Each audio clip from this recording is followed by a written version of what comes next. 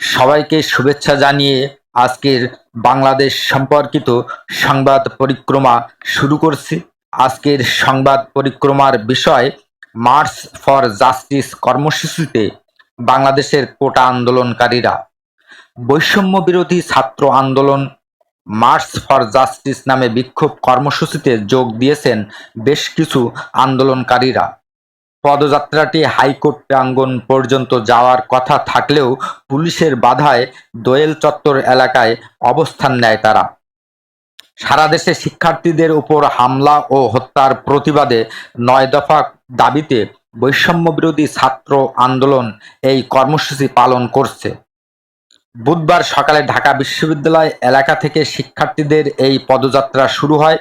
ঢাকা বিশ্ববিদ্যালয় ও বুয়েটের বেশ কয়েকজন শিক্ষকও তাদের এই কর্মসূচিতে যোগ দিয়েছিলেন। দুপুর ১২টার দিকে শিক্ষার্থী ও শিক্ষকেরা হাইকোর্টের মাজার গেট এলাকায় জড়ো হওয়ার চেষ্টা করেন, তবে সেখান থেকে কয়েকজনকে আটক করা হয়।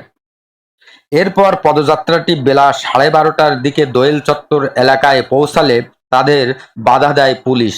এ সময় দুই পক্ষের মধ্যে তুমুল বাকবিতণ্ডা শুরু হয়। পরে তারা সেখানেই অবস্থান নেন। এ সময় ৫ জনকে আটকের অভিযোগ করেন আন্দোলনকারীরা।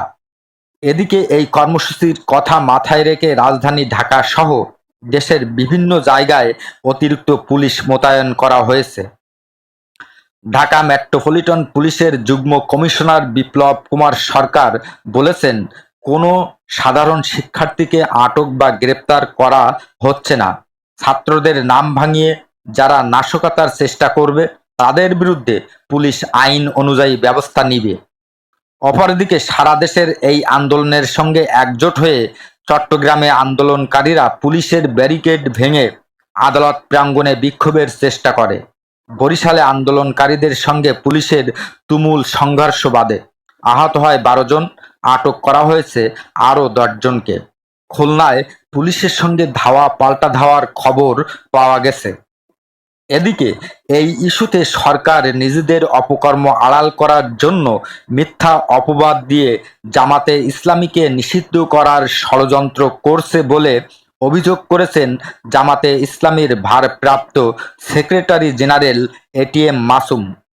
তিনি বলেছেন, জামাত তার সকল কর্মসূচি ও গণতান্ত্রিক ও শান্তিপূর্ণ উপায়ে অব্যাহত রাখবে। সরকারের এই সিদ্ধান্ত দেশের জনগণ নিয়মতান্ত্রিক ও গণতান্ত্রিক প্রক্রিয়ায় এবং শান্তিপূর্ণভাবে মোকাবেলা করবে। আজ বুধবার বিকালে গণমাধ্যমে দেয়া এক বিবৃতিতে জামাতের ভারপ্রাপ্ত সেক্রেটারি জেনারেল এটিএম মাসুম একথা বলেন। আজকের সংবাদ পরিক্রমা এখানেই শেষ করছি।